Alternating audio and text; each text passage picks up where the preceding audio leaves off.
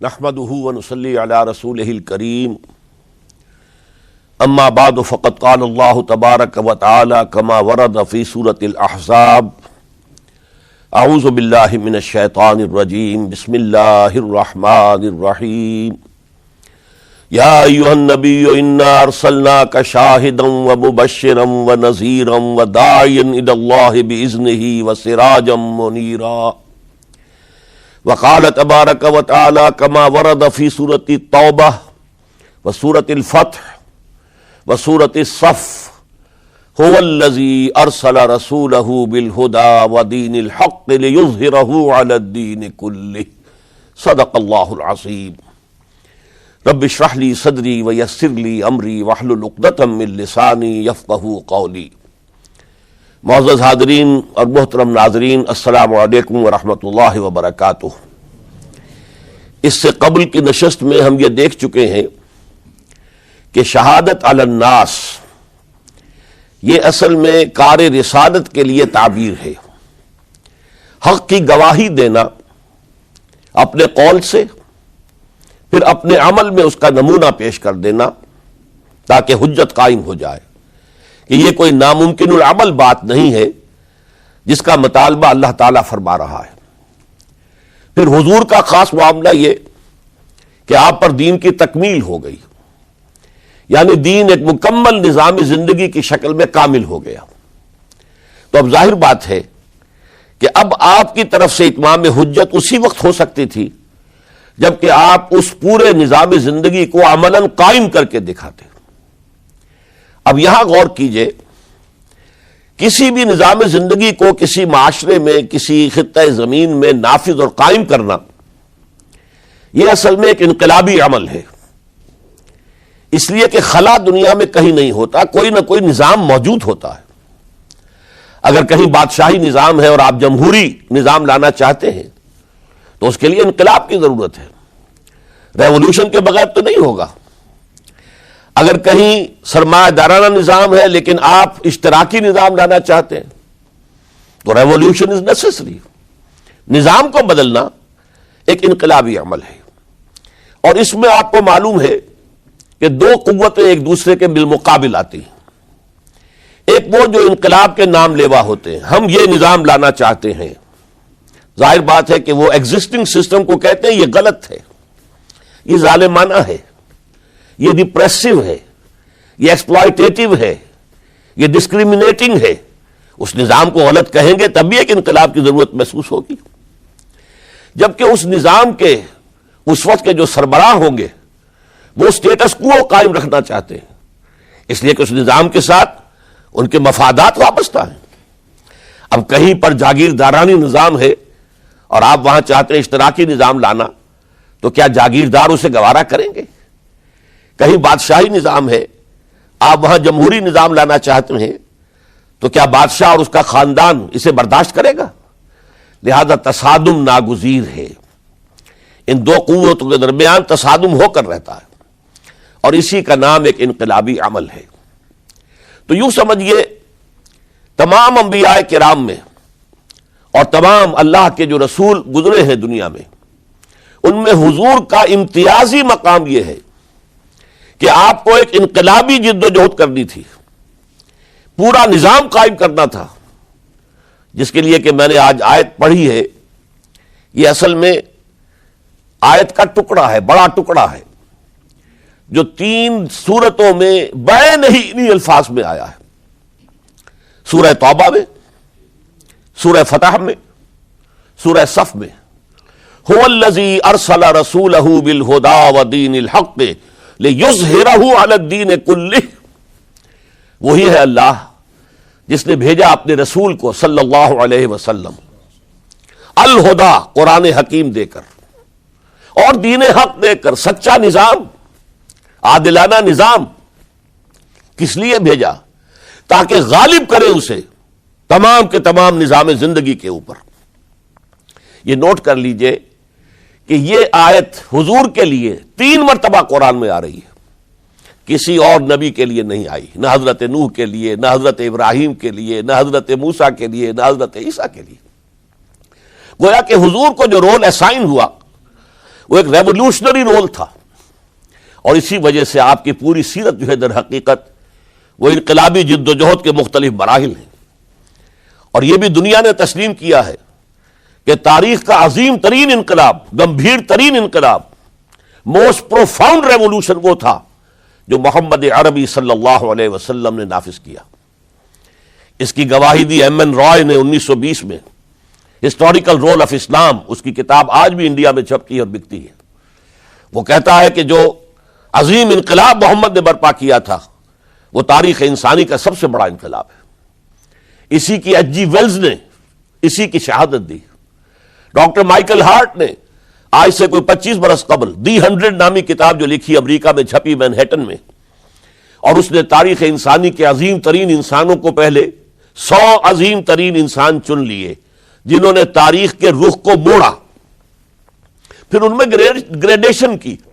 چنانچہ دی 100 کے ساتھ اس کتاب کا جو ذیلی عنوان ہے a selection and gradation of the 100 most influential personalities of human history, اور اس میں نمبر 1 پر لایا محمد الرسول اللہ صلی اللہ علیہ وسلم. اس انقلاب کے فلسفے کے حوالے سے آج فلسفہ شہادت کے دوسرے مرحلے کی میں بات کر رہا ہوں. ہم اس سے پہلے دیکھ چکے ہیں اس انقلاب کو برپا کرنے کے لیے سینکڑوں صحابہ نے جام شہادت نوش کیا. 70 صحابہ تو صرف غزوہ احد کے اندر شہید ہو گئے. 70 صحابہ کو ذبح کر دیا گیا، بلایا گیا تھا مبلغین اور معلمین کی حیثیت سے، اور دھوکہ دے کر انہیں ذبح کر دیا گیا. 250 سے اوپر صحابہ کرام نے جام شہادت نوش کیا ہے. تب وہ انقلاب برپا ہوا. جاء الحق وزهق الباطل ان الباطل كان زهوقا. اب انقلابی عمل کا ایک خاصہ ہے، اسے آج سمجھیے گا. تو شہادتوں کا ایک دوسرا دور جو شروع ہوا ہے، جس کے سب سے بڑے مظہر ہیں شہادت عمر فاروق رضی اللہ تعالی عنہ، شہادت عثمان غنی رضی اللہ تعالی عنہ، شہادت علی مرتضی رضی اللہ تعالی عنہ. 4 خلفائے راشدین میں سے 3 نے جام شہادت نوش کیا. اس شہادت کا پس منظر کیا تھا، اب اسے سمجھیے. ہر ریولوشن کا ایک خاصہ ہوتا ہے. یہ جو کشاکش ہو رہی ہوتی ہے انقلاب کے علمبرداروں میں اور داعیوں میں، اور اپنے نظام، قدیمی نظام کو ڈیفینڈ کرنے والوں میں، گارڈ اپ یور لائنس، تمہارے انٹرسٹ، تمہارے مفادات پر زد پڑ رہی ہے، اپنے نظام کی حفاظت کرو. یہ جو تصادم جب اس مرحلے کو پہنچ جائے کہ اس نظام کے حامی یہ محسوس کریں کہ اب ہماری پیش نہیں جا رہی، اب تو یہ انقلابی کامیاب ہو جائیں گے، ہم ان کو ریزسٹ نہیں کر سکتے، تو عام طور پر ایک حربہ وہ یہ استعمال کرتے ہیں، فی الحال اب دبک جاؤ، کونوں کھجروں میں بیٹھ جاؤ، بلکہ بظاہر ان میں شامل ہو جاؤ، اور پھر انتظار کرو کسی اپروپریٹ مرحلے پر پھر انقلاب لائیں گے. اس کا نام ہوتا ہے کاؤنٹر ریولوشنری موومنٹس. چنانچہ یہی ہوا ہے. جزیرہ نماء عرب میں محمد الرسول اللہ صلی اللہ علیہ وسلم نے کفار کو، مشرکین کو شکست فاش دی. یہودی بھی جتنے آباد تھے انہیں بھی شکستیں دی. 3 قبیلے جو مدینے میں تھے وہ نکال دیے گئے. ان کا بڑا گڑھ تھا خیبر، اسے بھی فتح کر لیا گیا. انقلاب مکمل ہو گیا. اب کچھ لوگ جو ہے دبک گئے، کچھ لوگوں نے جھوٹ موٹ کو اسلام کا لبادہ اوڑھ لیا، منافقت کی شکل اختیار کر لی. اسے پنجابی میں کہتے ہیں نیوی پاؤ، اس وقت تو ذرا گردن جھکا دو، اب جب وقت آئے گا پھر دیکھیں گے، ہمیں کوئی موقع ملے گا تو پھر بغاوت کریں گے. یہ کاؤنٹر ریولوشنری موومنٹس. چنانچہ نبی اکرم صلی اللہ علیہ وسلم کے انتقال کے بعد جزیرہ نماء عرب میں 2 مخالف انقلاب تحریکیں چلی. نمبر 1، کچھ مدعیان نبوت سامنے آ گئے، ہم بھی نبی ہیں، مسیلمہ کذاب ہے، طلیحہ ہے، بے شمار 6، 7، 8 بہت سے لوگ ان کو ماننے والے ہو گئے. اور اسی طریقے سے بہت سے لوگوں نے کہا کہ ہم زکوٰۃ نہیں دیں گے، حکومت کو نہیں دیں گے، ہم زکوٰۃ خود اپنی خرچ کریں گے اپنے غریبوں پر. یہ دو چیلنج تھے نظام خلافت کے لیے. اس کے اس پس منظر کو ذہن میں رکھیے. عرب میں کبھی کوئی مرکزی حکومت تھی ہی نہیں، لہذا وہ لوگ عادی نہیں تھے. اگر کوئی حکومت پہلے ہوتی تو کوئی ٹیکس ہوتے، پہلے کوئی عادی ہوتے، وہ تو وہاں پر تو کوئی نظام تھا ہی نہیں. انہیں زکوٰۃ بہت بھاری لگ رہی تھی. ہم سے یہ لیا جا رہا ہے، ہماری آمدنی کا ایک حصہ، یہ بہت انہیں کھل رہا تھا، شاخ گزر رہا تھا. اسی طریقے سے عرب کی صورت یہ تھی کہ پورا ملک تقسیم تھا، قبائلی، اور ہر قبیلے کا سردار گویا کہ اپنے علاقے کا وہ بے تاج بادشاہ تھا.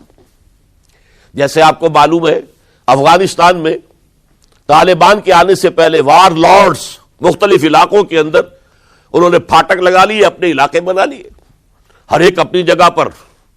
میں خود یہاں کا مالک ہوں، مختار ہوں. اور اب طالبان کے خاتمے کے بعد دوبارہ وہی صورت پیدا ہو گئی. امن و امان ختم ہو چکا ہے، وار لارڈز ہیں، ان کے اپنے علاقے ہیں. تو ان کے لیے ظاہر بات ہے کہ وہ دبک تو گئے تھے جب ان کی پیش نہیں جا رہی تھی، جب وہ مجبور ہو گئے تھے، انہوں نے اطاعت قبول کر لی تھی.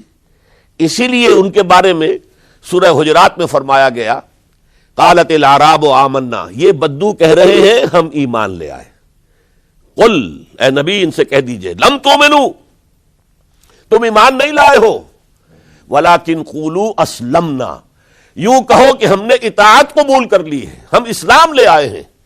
ولما يدخل الايمان في قلوبكم، ابھی تک ایمان تمہارے دلوں میں داخل نہیں ہوا.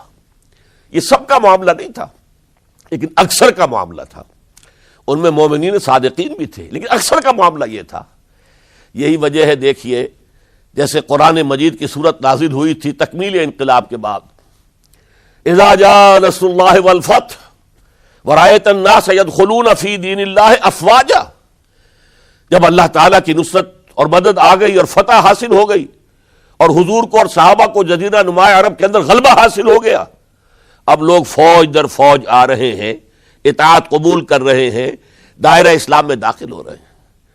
لیکن نوٹ کیجئے حضور کے انتقال کے بعد جو یہ دو کاؤنٹر ریولوشنری موومنٹس اٹھیں، ایک جھوٹے مدعیان نبوت اور ایک منکرین زکوٰۃ، ان کے نتیجے میں تقریباً پورا عرب مرتد ہو گیا.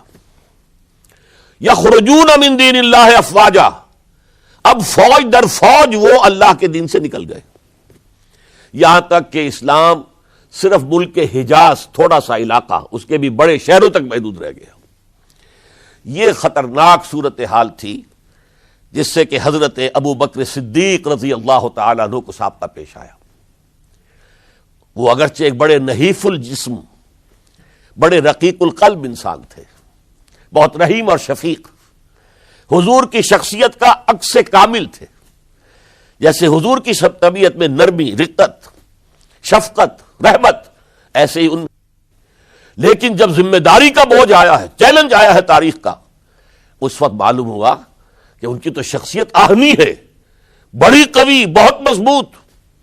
ان کا عزم، ان کی ہمت، ان کا استقلال، ان کا اللہ پر توکل. اس موقع پر میں آپ کو بتاتا ہوں، بہت سے لوگوں نے مشورہ دیا تھا کہ مصلحت کا تقاضا ہے کہ کئی محاذ نہ کھولیے بیک وقت. مسلمانوں کے دل پہلے ہی زخمی ہیں حضور کے انتقال کی وجہ سے. پھر حضور نے ایک جیش اسامہ تیار کیا تھا، ہم نے چاہا تھا کہ آپ اسے روک دیں، آپ نے کہا نہیں، جو لشکر حضور نے تیار کیا ابو بکر اسے نہیں روکے گا، وہ گیا. پھر جو مدعیان نبوت ہوئے وہ تو یقیناً کافر ہو گئے، لہذا ان سے بھی قتال کرنا پڑے گا. کم سے کم منکرین زکوٰۃ کے ضمن میں نرمی کیجئے. انہوں نے کفر نہیں کیا، کلمہ شہادت پڑھتے ہیں، نماز کا انکار نہیں کیا، زکوٰۃ کا بھی انکار نہیں کیا. یہ کہا کہ ہم آپ کو نہیں دیں گے، اپنی زکوٰۃ جمع کریں گے، اپنے ہی غریبوں میں تقسیم کر دیں گے. لیکن حضرت ابو بکر اور یہاں تک کہ حضرت عمر نے مشورہ دیا کہ مصلحت کا تقاضا ہے کہ مانعین زکوٰۃ کے ساتھ نرمی کی جائے. حضرت ابو بکر نے فرمایا، عمر تم ایام جاہلیت میں تو بڑے سخت تھے، بڑے مضبوط تھے، بہت طاقتور تھے. خدا کی قسم اگر یہ زکوٰۃ میں حضور کے زمانے میں اونٹ کے ساتھ اونٹ کو باندھنے والی رسی بھی دیتے تھے اور اب اگر یہ کہیں گے کہ اونٹ لے جاؤ رسی نہیں دیں گے تب بھی میں قتال کروں گا، اس لیے کہ ایبدل الدین وانا حی، کیا دین میں ترمیم کر دی جائے گی جبکہ میں زندہ ہوں؟ ابو بکر کے جیتے جی یہ نہیں ہو سکتا۔ لہذا ہم دیکھتے ہیں تاریخ کے اندر، چونکہ صدیقیت بہت اعلیٰ مقام ہے، نبوت کے بعد کا درجہ صدیقین، پھر شہداء، پھر صالحین، اور یہ ہے صدیق اکبر، افضل البشر بعد الانبیاء بالتحقیق ابو بکر صدیق۔ سال 1.5 سال کے اندر دونوں فتنوں کی سرکوبی کر دی گئی، کنسولیڈیٹ ہو گیا انقلاب دوبارہ۔ اس میں ہزاروں صحابہ کرام کی جانیں گئی ہیں۔ ایک جنگ یمامہ مشہور ہے، مسیلمہ کذاب کے خلاف 500 حفاظ اس جنگ میں شہید ہو گئے۔ تشویش ہو گئی کہ اگر حفاظ جو ہے اس طرح شہید ہو گئے تو کہیں قرآن گم نہ ہو جائے، ضائع نہ ہو جائے۔ کتابی شکل میں تو تھا ہی نہیں، وہ تو سینوں میں محفوظ تھا، اس لیے تجویز پیش کی گئی کہ اب اسے کتابی شکل میں، جیسے کتاب 2 جلد کے گتوں کے مابین ہوتی ہے، مابین دفتین مرتب کر دیا جائے۔ تب یہ کام کیا گیا۔ بہرحال پہلا مرحلہ یہ تھا کہ کاؤنٹر ریولوشنری موومنٹس، چونکہ ابھی انقلاب صرف عرب میں آیا تھا اور عرب ہی کے اندر سے کاؤنٹر ریولوشنری موومنٹس ابری، جھوٹی نبوت اور مانعین زکوٰۃ کی شکل میں، اور حضرت ابو بکر رضی اللہ تعالی عنہ نے اپنی عظیمت کا ثبوت دیتے ہوئے ان دونوں موومنٹس کو کچل کر رکھ دیا اور انقلاب اسلامی کو اثر نو کنسولیڈیٹ کر کے پھر قیادت حکم خداوندی کی روح سے کہ ان کے انتقال کا وقت آ گیا تو حضرت عمر فاروق کو نامزد کر کے ان کے سپرد کر دی رضی اللہ تعالی عنہ۔ حضرت عمر فاروق رضی اللہ تعالیٰ عنہ کا عہد خلافت یہ اسلام کے ایکسپینشن کا دور ہے۔ اب جو وہ انٹرنل ڈفتی ختم ہو گئی، انٹرنلی کنسولیڈیٹ ہو گیا انقلاب محمدی صلی اللہ علیہ وسلم، لہذا پوری طاقت کے ساتھ اب 3 لشکر نکلے ہیں، مشرق کے لیے، شمال کے لیے، مغرب کے لیے، اور فتوحات کا دائرہ شروع ہوا۔ 10 برس حضرت عمر رضی اللہ تعالیٰ عنہ کے خلافت کے وہ ہیں، نوٹ کیجئے، جس میں ایک سلطنت 2 سپر پاورز اس وقت کی تھی، کئی 100 سال سے چلی آ رہی تھی 2 سپر پاورز، اور دونوں جزیرہ نمائے عرب کے سر پر بیٹھی ہوئی تھی۔ سلطنت ایران، عراق سے ہو کر سلطنت ایران، کہ خسرو کے زمانے سے، ذوالقرنین کے زمانے سے عظیم مملکت تھی، سپر پاور۔ دوسری طرف سلطنت روما، دی رومن امپائر، 3 بر اعظموں کو محیط تھی۔ رومن امپائر پورا شمالی افریقہ اس کے تحت تھا، پورا مغربی ایشیا اس کے تحت تھا، شام اس کے تحت تھا، ترکی اس کے تحت تھا، اور یورپ کا سارا مشرقی علاقہ اس کے تحت تھا۔ رومن امپائر، آپ کو معلوم ہے حضرت عمر کے زمانے میں رضی اللہ تعالی عنہ سلطنت کسریٰ کے تو پرخچے اڑ گئے، نام ختم ہو گیا، وجود نہ رہا عظیم سلطنت کسریٰ۔ حالانکہ آپ کے علم میں ہوگا ان کا بڑا شاندار ماضی تھا، کہ خسرو اور کیقباد، بڑے بڑے یہ کیانی کہلاتے ہیں، یہ کیاں جو ہے یہ بڑی عظیم ایک سمجھیے کہ خاندان تھا بادشاہوں کا، لیکن یہ کہ وہ پوری سلطنت کسریٰ ختم ہو گئی۔ کیوں؟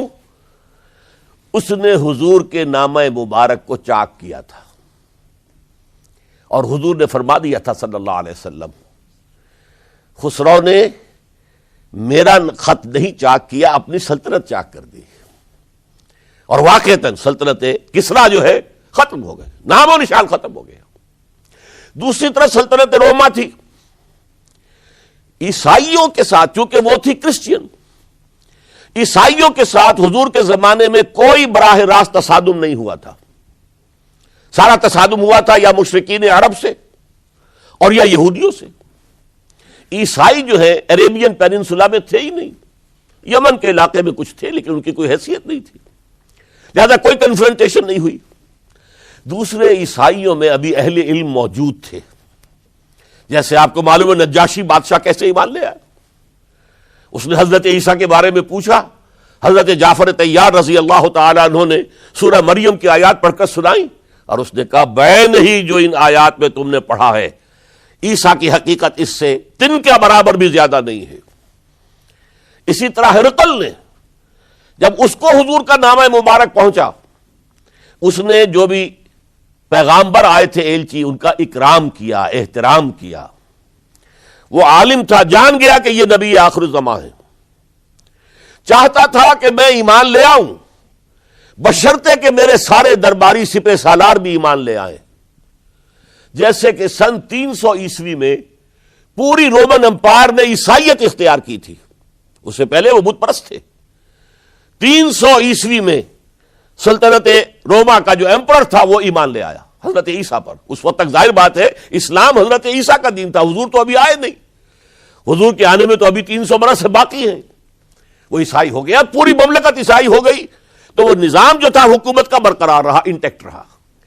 ہرقل یہ چاہتا تھا کہ اسی طرح میری پوری سلطنت ایمان لے آئے تو میری حکومت برقرار رہے، لیکن یہ کہ اس کے جو درباری تھے اور اس کے بڑے بڑے جو سپہ سالار اور جرنیل تھے انہوں نے ریجیکٹ کر دیا، اور یہ بادشاہت کی بیڑی اس کے پاؤں میں پڑی رہ گئی۔ ایمان تو نہیں لایا لیکن پہچان گیا تھا حضور کو صلی اللہ علیہ وسلم۔ اور اس سلطنت روما سے پھر آپ کو معلوم ہونا چاہیے کہ مسلمانوں نے اس کی 3 ٹانگوں میں سے 2 ٹانگیں توڑ دی، پورے شمالی افریقہ سے نکال باہر کیا، پورے مغربی ایشیا سے، یہ شام اور ترکی کا علاقہ اناطولیہ نکال دیا، اور اس کی سلطنت محدود رہ گئی یورپ کے اندر۔ تو یہ عظیم کام ہوئے ہیں حضرت عمر رضی اللہ تعالی عنہ کے عہد میں۔ اب سوچئے اس عظیم ریولوشن کا بھی کوئی کاؤنٹر ریولوشن ہونا چاہیے تھا کہ نہیں؟ ایرانی بڑے زبردست نیشنلسٹ لوگ تھے، نسل پرست، اپنی نسل پر فخر کرنے والے، ہماری روایات عظیم ہیں، ہم خسرو کے وارث ہیں۔ اور آپ کو معلوم ہے کہ آخری جو بادشاہ تھا رضا شاہ پہلوی، وہ چاہتا تھا کہ خسرو کے دور کی عظمت اور سطوت کو دوبارہ لے آئے۔ 2500 سالہ جشن اس نے منایا تھا، وہ چاہتا تھا وہی شان میری ہو جائے جو خسرو کی تھی۔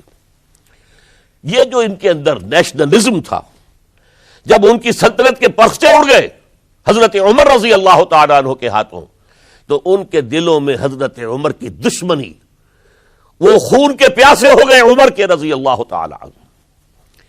میں یہاں آپ کو ذرا ایک حوالہ دے دوں، فردوسی نے جو شاہ نامہ لکھا، حالانکہ وہ مسلمان تھے لیکن چونکہ پرانے ایرانی ذہن کی عکاسی کر رہے تھے، تو انہوں نے جب کہ عرب فوجیں آئی ہیں تو اس نے ایران کا جو اپنے اوپر فخر تھا اس کی ترجمانی کرتے ہوئے لکھا ہے، زشیر شتر خوردن و سوسمار عرب را بجائیست آیت قرار کہ تخت کیارا کنند آرزو تفو برتو ہے چرخ کرداں تفو، کہ یہ عرب اونٹنیوں کا دودھ پینے والے، گوہ کھانے والے، یہ گوہ ایک بڑی سی چھپکلی کا جیسا جانور ہوتا ہے جو صحرا کے اندر ہوتا ہے، اور وہ اپنا ایک گھر بنا کر رہتا ہے، اسے کھاتے تھے یہ۔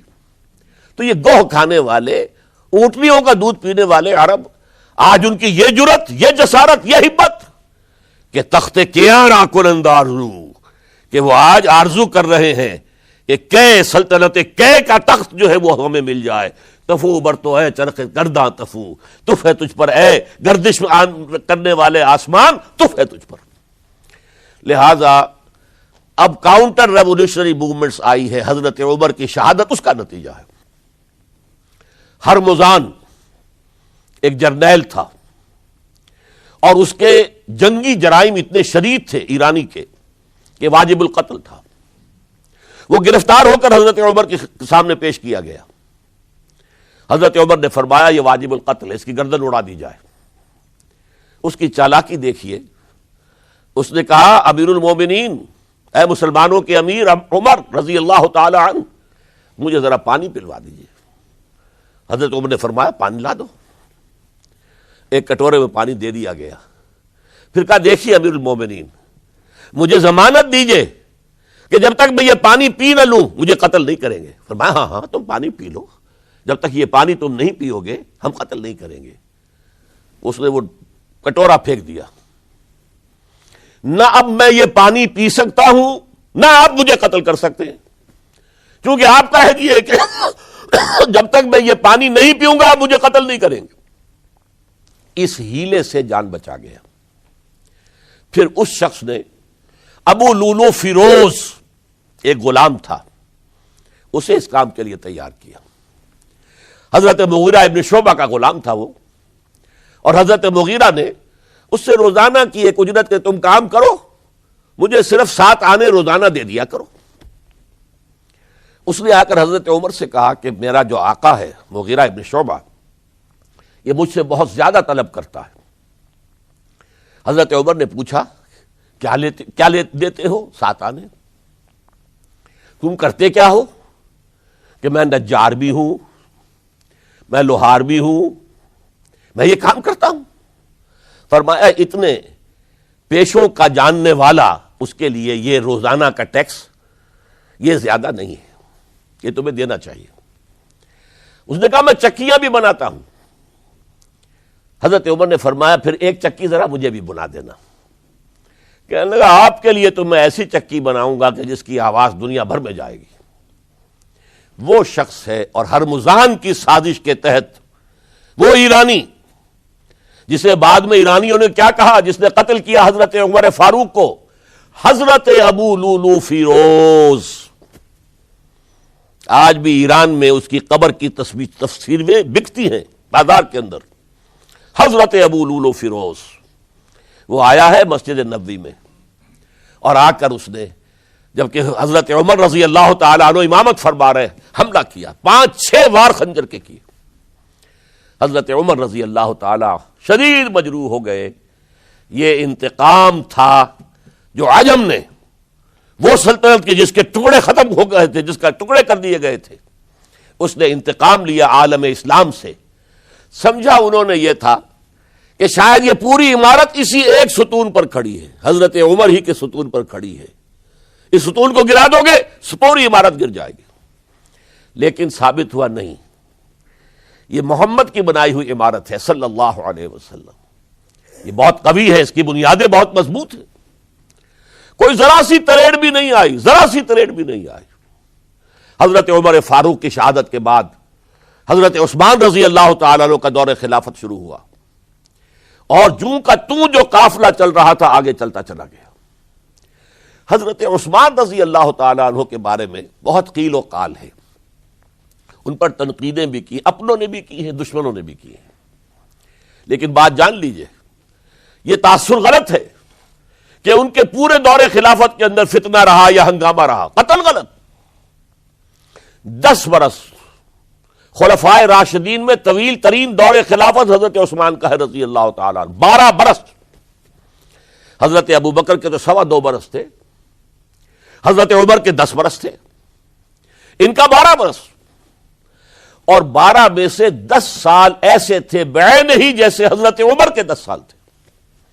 امن و امان ہے، سکون ہے، چین ہے، اور قافلہ اسلام بڑھ رہا ہے، فتوحات کا دائرہ بڑھتا چلا جا رہا ہے، فتوحات سیلاب کے مانند آگے بڑھ رہی ہیں۔ تھمتا نہ تھا کسی سے سیل رواں ہمارا یہ سیل رواں کوئی روکنے والی کوئی طاقت دنیا میں رہی نہیں تھی۔ کسرا ختم، سلطنت ایران ختم، اور دوسری سپر پاور سلطنت روما، اس کی 3 میں سے 2 ٹانگیں توڑ دی گئی، 1 رہ گئی۔ اب کون تھا؟ خارج میں کوئی طاقت نہیں تھی جو اسلام کے اس سیلاب کو اور پوری نوع انسانی پر اتمام حجت اور اللہ کے دین کو پہنچانے کے راستے میں رکاوٹ بن سکتی ہے۔ اب ایک فتنہ اٹھا، دیکھیے حضور کی کنفنٹریشن 3 مذاہب سے ہوئی تھی۔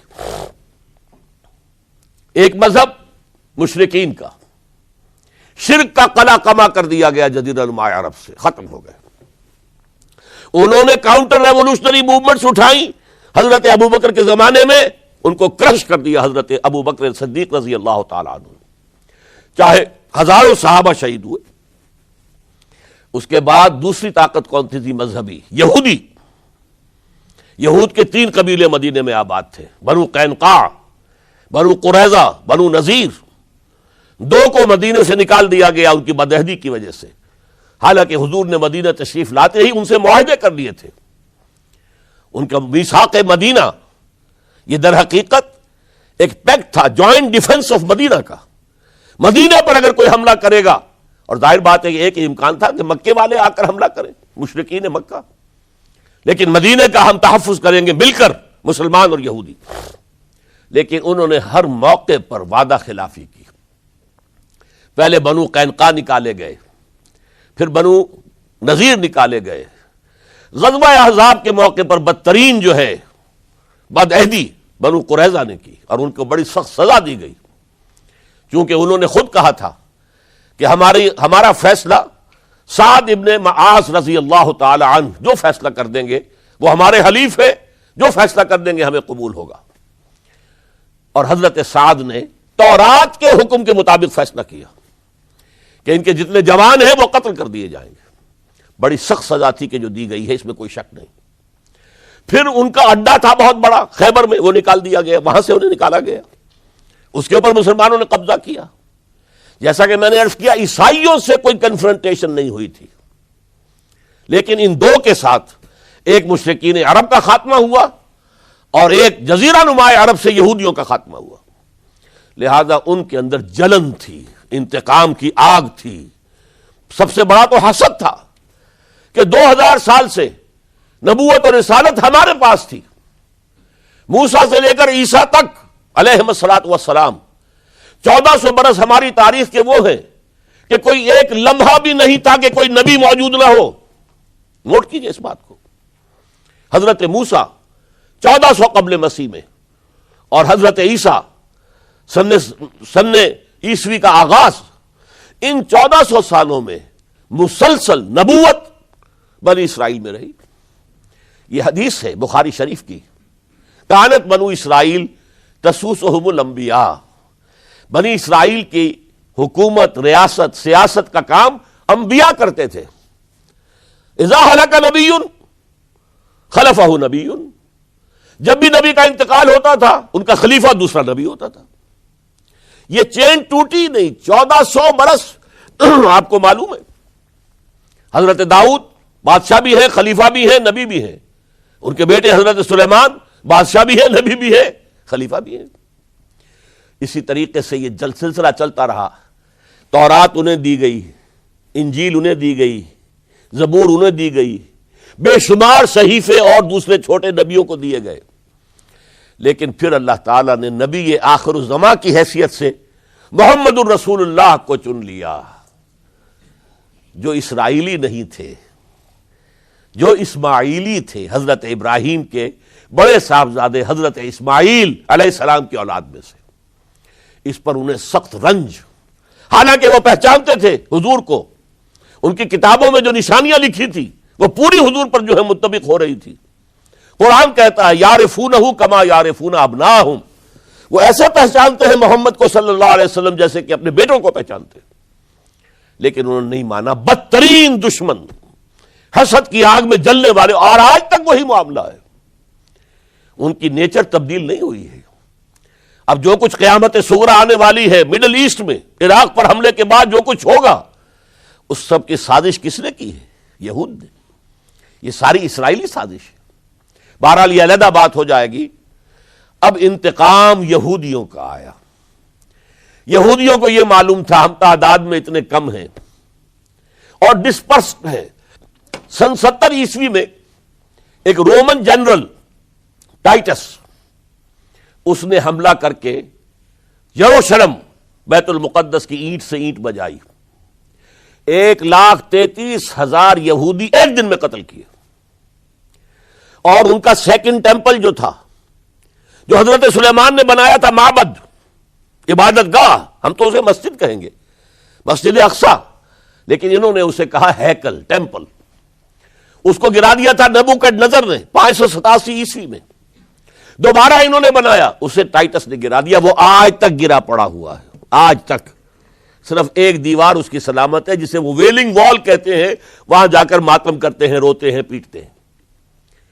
اور اس کو اس وقت سے نکال دیا گیا یہودیوں کو، نکل جاؤ فلسطین سے، بھاگ جاؤ یہاں سے، دفع ہو جاؤ.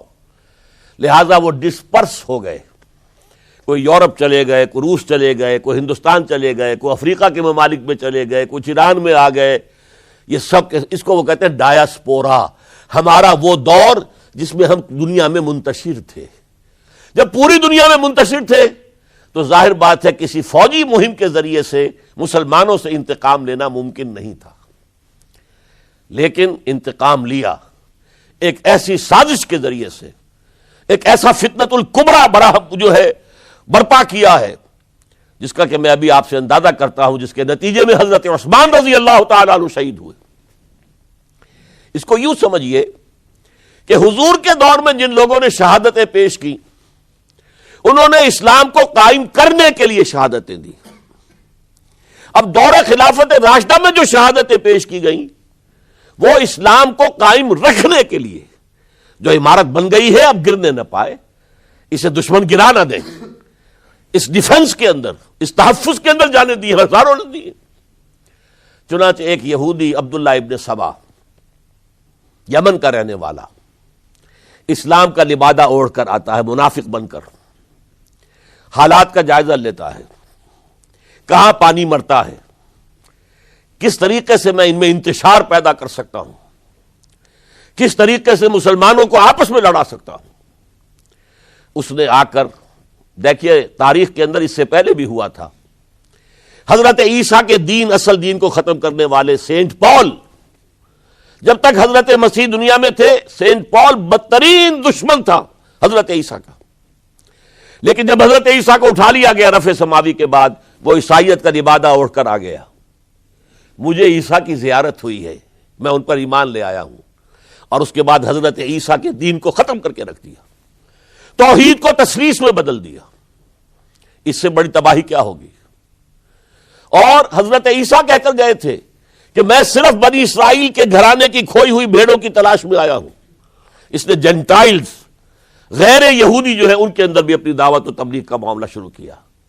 نمبر 3 حضرت عیسیٰ کہہ کر گئے تھے، دیکھنا یہ نہ سمجھنا کہ میرے آنے سے شریعت موسوی ختم ہو گئی ہے. Don't think I have come to destroy law, the mosaic law, حضرت موسیٰ کی شریعت لاگو رہے گی تم پر. سینٹ پال نے ساکت کر دیا. تو جدید عیسائیت، ڈاکٹر مائیکل ہارٹ جس کا میں نے حوالہ دیا دی 100 کا مصنف، وہ کہتا ہے کہ موجودہ عیسائیت کرسچینٹی نہیں ہے، پالزم ہے. یہ حضرت عیسیٰ کا دین نہیں ہے، یہ تو پال کا دین ہے. ایک شخص نے یہ کام کر دیا. اسی طرح کا ایک شخص آیا تھا عبداللہ ابن سبا. اس نے سب سے پہلے تو دیکھا کہ اس معاشرے کے اندر قریش کے 2 گھرانوں کی بڑی پرانی چشمک ہے، بنو امیہ، بنی ہاشم. پرانی ان کے اندر قبائلی چشمک چلی آ رہی ہے. اسلام نے آ کر اسے دبا دیا. ختم نہیں ہوتی یہ چیزیں، نسل بعد نسل چلتی ہیں، اندر دبی رہتی ہیں. آگ بجھی ہوئی نہ جان، آگ دبی ہوئی سمجھ. اس نے جان لیا کہ یہ بہترین موقع ہے، اگر اس قبائلی عصبیت کو میں ہوا دے سکوں تو مسلمان منقسم ہو جائیں گے، ایک دوسرے کے ساتھ دست و گریبان ہو جائیں گے. اس نے آتے ہی کہنا شروع کیا خلافت کا حق بنو ہاشم کا ہے، یہ عثمان یہ بنو امیہ میں سے ہے، بنو امیہ کو کوئی حق نہیں ہے خلافت کا. 2 پہلے جو خلیفہ تھے حضرت ابوبکر، حضرت عمر، وہ نہ ہاشمی تھے نہ اموی تھے. حضرت ابوبکر بنو تیم میں سے تھے، نہ ہاشمی نہ اموی. حضرت عمر بنو عدی میں سے تھے، نہ ہاشمی نہ اموی. حضرت عثمان تھے بنو امیہ میں سے. اب یہاں دکھتی ہوئی رگ کو اس نے چھیڑا. حضور ہاشمی تھے، بنو ہاشم کا حق ہے خلافت، عثمان غاصب ہے معاذ اللہ رضی اللہ تعالی عنہ. پچھلے دونوں بھی غاصب تھے. خلافت حق ہے بنو ہاشم کا. پھر حضرت علی کی شان میں یہاں تک کہ یہ تو خدا حلول کیے ہوئے علی کے اندر، یہ گاڈ انکارنیٹ ہے، یہ خدا ہے. دیکھیے توحید بھی ختم کی، اس نے تثلیث بنائی تھی، اور حضرت عیسیٰ کو خدا کا بیٹا بنایا تھا، اس نے حضرت علی کو خدا بنا دیا. اور آپ کو معلوم ہونا چاہیے آج بھی نصیری شیعہ دنیا میں موجود ہیں جو حضرت علی کو خدا کہتے ہیں، دی گاڈ انکارنیٹ. کہ اللہ جو ہے حلول کر گیا تھا حضرت علی کے اندر رضی اللہ تعالیٰ عنہ، معاذ اللہ ثم معاذ اللہ ثم معاذ اللہ۔ پھر اس نے ایک طریقہ اختیار کیا، حضرت عثمان پر تنقیدیں شروع کی، حضرت عثمان کے گورنرز کے خلاف جھوٹے الزامات لگانے شروع کیے، اڈے بنا لیے بصرہ میں، کوفہ میں، مصر میں، اور وہاں بصرے میں کوفے کے امیر کے خلاف اس نے یہ کر دیا، اس نے یہ کر دیا، اس نے خیانت کی، اس نے فلاں کیا، بیت المال پہ ڈاکہ ڈالا، اور کوفے میں بصرہ کے امیر کے خلاف، شام میں دمشق میں مصر کے گورنر کے خلاف، اور مصر میں جا کر شام کے گورنر کے خلاف، اور ہر جگہ حضرت عثمان رضی اللہ تعالیٰ عنہ کے خلاف۔ اب آپ کو معلوم ہے اس دنیا میں تو اطلاعات بھی نہیں پہنچتی تھی آسانی سے، کئی دن میں جا کر، کئی ہفتوں میں جا کر تو خط پہنچتے تھے، کوئی ٹیلی فون نہیں، کوئی تار نہیں، کوئی بے تار برقی نہیں، کچھ بھی تو نہیں، وائرلیس نہیں، کچھ نہیں، لہٰذا یہ فتنہ بڑھتا رہا اندر ہی اندر، اور پھر ہر جگہ سے بلوائی، وہ جو سبائی کہنا چاہیے، وہ مدینے میں آ گئے، گھیرا کر لیا اور مطالبہ کیا کہ حضرت عثمان مستعفی ہو جائیں، خلافت چھوڑ دیں۔ حضرت عثمان نے کہا تمہارے کہنے سے میں نہیں چھوڑ سکتا۔ ان پر جب الزامات لگائے گئے انہوں نے ہر الزام کی صفائی پیش کر دی۔ اس صفائی کے پیش کرنے والوں میں سب سے بڑھ کر خود حضرت علی تھے رضی اللہ تعالی عنہ۔ مسجد نبوی میں آ کر انہوں نے ان بلوائیوں کو جمع کیا اور حضرت عثمان کے خلاف جو بھی الزام لگائے گئے تھے ان سب کی صفائی اور جواب دیا اس کا، لیکن بلوائی جو ہے اڑے ہوئے تھے۔ ادھر سے حضرت امیر معاویہ، وہ عامل تھے، گورنر تھے شام کے، انہیں اطلاع مل رہی ہے، وہ کہتے ہیں آپ ہمیں اجازت دیجئے ہم فوج لے کر آئیں اور ان کے ٹکڑے اڑا دیں۔ لاکھوں کی فوجیں تھی کھڑی ہوئی، حضرت عثمان کی مملکت کا آپ تصور کر سکتے ہیں؟ قرآن میں عظیم ترین حکمران کے نام سے کے حوالے سے نام آیا ذوالقرنین کا۔ ذوالقرنین کے خسرو یا سائرس، اس کی سلطنت سے کم 2 گنا بڑی سلطنت تھی جس پر حضرت عثمان رضی اللہ تعالی عنہ حکومت کر رہے تھے۔ مصر سے عمرو بن العاص کہہ رہے ہیں کہ آپ اجازت دیجئے میں فوج لے کر آؤں اور ان کا ٹکڑا کر دیا جائے، تکہ بوٹی کر دی جائے۔ حضرت عثمان کا فیصلہ تھا یہ مجھے قتل کر دیں تو قصاص لے لینا، لیکن میں اپنی جان کے تحفظ کے لیے کسی کلمہ گو کا خون بہانے کو تیار نہیں۔ حضرت طلحہ، حضرت زبیر، حضرت علی کہہ رہے ہیں آپ اجازت دیجئے کہ ہم ان کے خلاف جنگ کریں، مدینے میں بیٹھے ہوئے۔ فرماتے نہیں، ان کے خلاف جنگ کی اجازت میں نہیں دے سکتا۔ یہ میری ذاتی، مجھ پر تنقیدیں کر رہے ہیں، ذاتی دشمنی ہے، میں اپنی ذات کے تحفظ کے لیے کسی کلمہ گو کا خون جو ہے نہیں بہاؤں گا۔ لاکھوں کی فوجیں موجود تھیں، لیکن حضرت عثمان نے یہ طے کیا میں اپنی جان کے تحفظ کے لیے میں نہیں ہاتھ اٹھاؤں گا، میں کسی اور کو اجازت نہیں دوں گا کہ ان کے خلاف جنگ کرے۔ ہاں یہ میرے دشمن ہے، میری جان لے لیں، جب جان لے لیں گے تو قصاص لے لینا۔ یہ معاملہ ہوا ہے، اور پھر نہایت ہی بے رحمی کے ساتھ، نہایت بے رحمی کے ساتھ، اور نوٹ کیجئے حضرت علی کے دونوں صاحبزادے حضرت حسن، حضرت حسین رضی اللہ تعالی عنہم اجمعین، وہ حضرت عثمان کے دروازے پر پہرا دے رہے ہیں کہ کوئی بلوائی، کوئی حضرت عثمان کو قتل کرنے کے ارادے سے گھر میں داخل نہ ہو سکے۔ وہ گھر کے پچھواڑے سے دیوار پھلانگ کر آئے ہیں اندر، اور حضرت عثمان جب قرآن پڑھ رہے تھے اس حالت میں انہیں شہید کیا ہے۔ ان کی بیوی نائلہ نے ہاتھ آگے کیا ہے روکنے کے لیے تو ان کی انگلیاں کٹ گئیں، اور انگلیوں کا خون جو ہے اس مصحف پر قرآن مجید میں اس صفحے کے اوپر حضرت عثمان کے خون کے دھبے لگ گئے۔ یہ حالات ہوئے حضرت عثمان کی شہادت کے کہ انہوں نے چاہا وہ نظام قائم رہے۔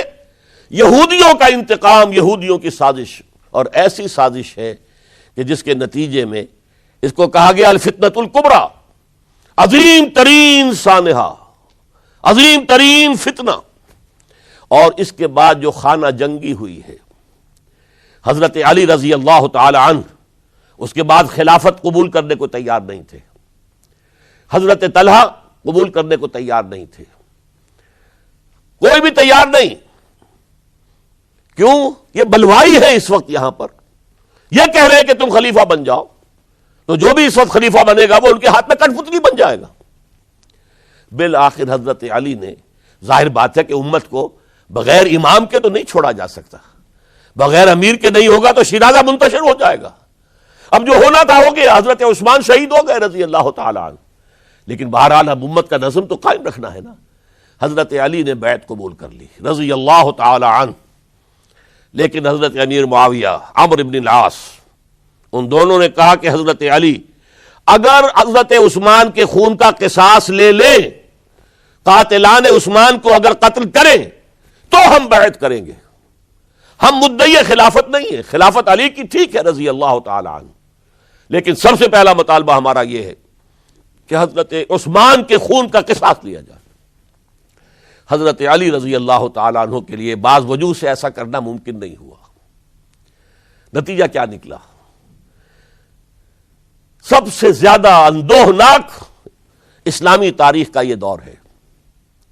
حضرت علی کے دور خلافت میں باہمی خانہ جنگی رہی مسلسل۔ جنگ جمل حضرت عائشہ صدیقہ کمانڈ کرتی ہوئی آئی ہیں، طلحہ اور زبیر ان کے ساتھ ہیں، اور اگرچہ حضرت علی رضی اللہ تعالی عنہ کے ساتھ ان کی صلح ہو گئی، لیکن وہ جو بلوائی تھے، جو چاہتے نہیں تھے کہ امن ہو، وہ تو در حقیقت اسلام کے حصے بکھرے کرنے کے لیے آئے تھے، اسلام کی مملکت کو تباہ کرنے آئے تھے۔ انہوں نے فوری طور پر حملہ کر دیا حضرت عائشہ رضی اللہ تعالی عنہ کے لشکر پر۔ اب ظاہر بات ہے کہ جنگ شروع ہو جائے تو پھر کون دیکھ سکتا ہے، آئدر کل اور بی کلڈ، دو شکلیں دو ہی ہوتی ہیں۔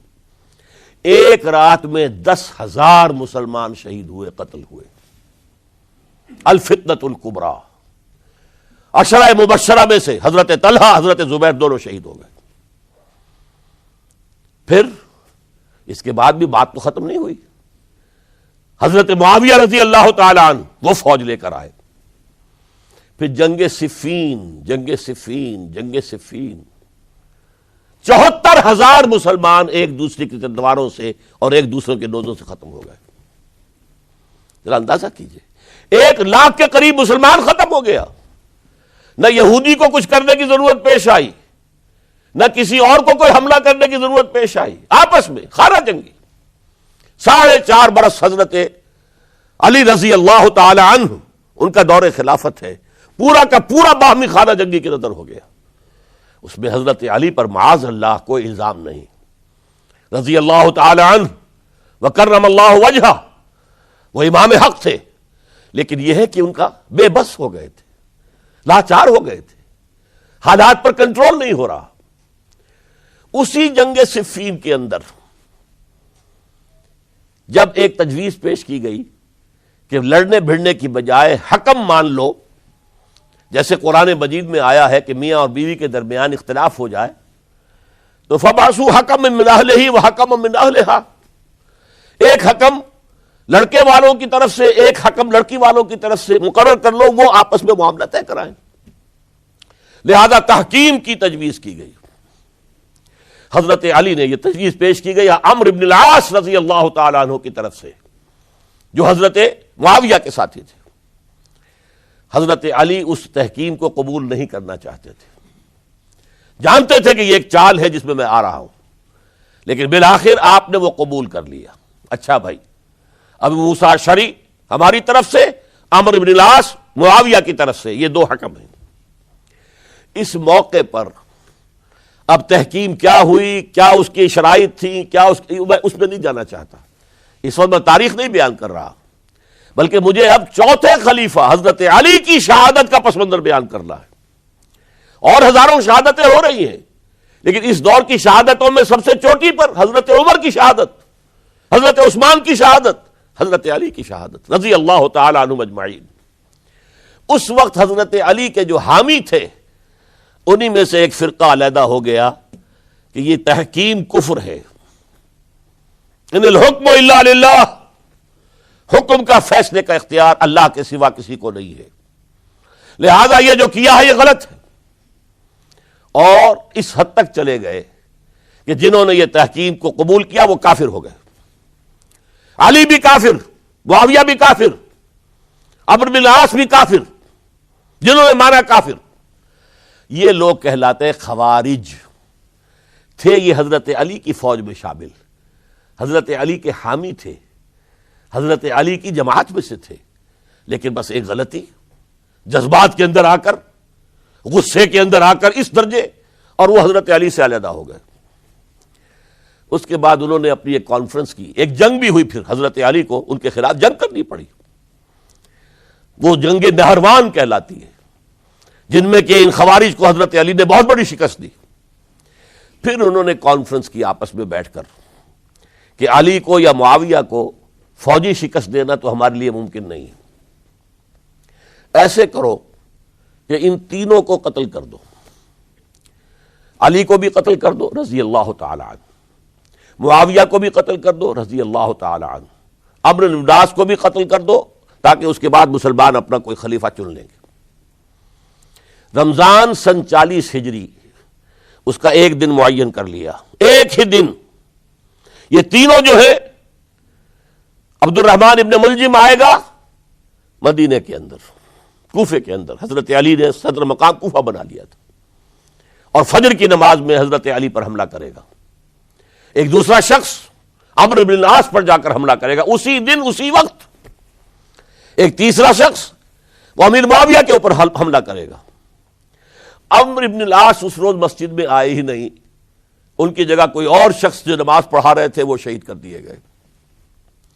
حضرت معاویہ پر جو حملہ ہوا وہ اوچھا پڑا وار، وہ جلدی تندرست ہو گئے۔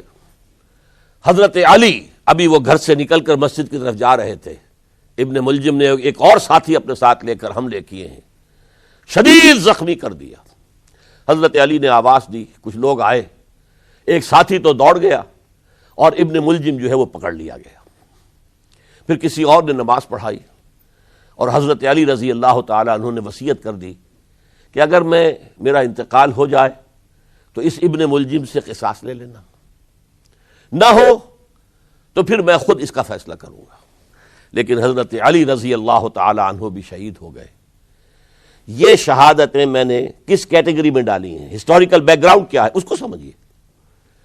ایک شہادتیں وہ تھیں جو دور نبوی میں ہوئی اللہ کے دین کو قائم کرنے کے لیے۔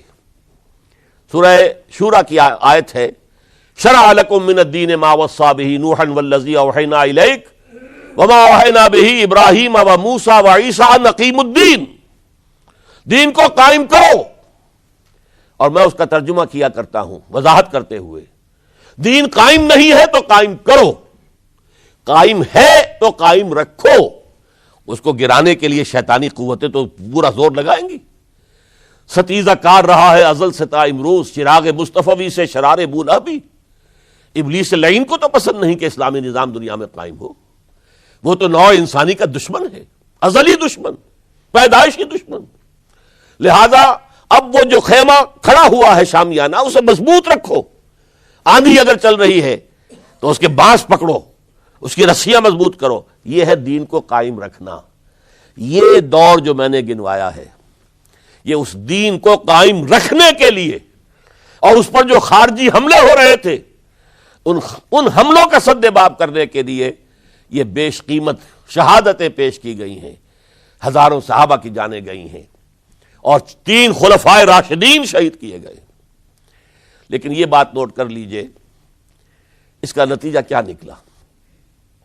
وہ جو ہمارا سیلاب جا رہا تھا عالمی سطح پر، محمد کے دین کو آگے سے آگے پہنچاؤ، جو حضور خطبہ حجۃ الوداع میں کہہ کر گئے تھے، میں نے تم پر حجت قائم کر دی، اب تمہیں حجت قائم کرنی ہے پوری نوع انسانی پر، لہذا فلیبلغ الشاہد الغائب۔ اب جو بھی یہاں موجود ہیں ان کا فرض ہے کہ پہنچائیں ان کو جو یہاں موجود نہیں ہے۔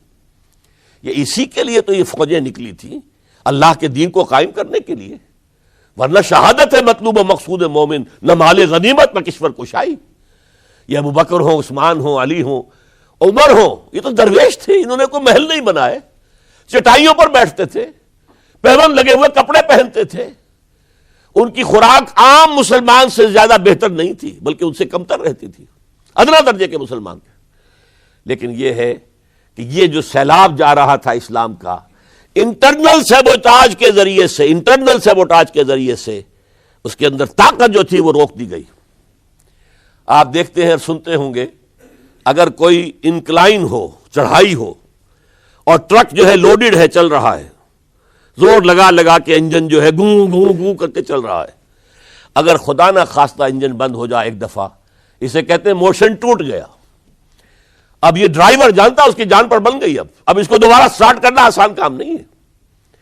تو اسلامی سیلاب کا کہ جس کے بارے میں کیفیت یہ تھی کہ تھمتا نہ تھا کسی سے سیل رواں ہمارا سیل رواں روکنے والا کون رہ گیا تھا؟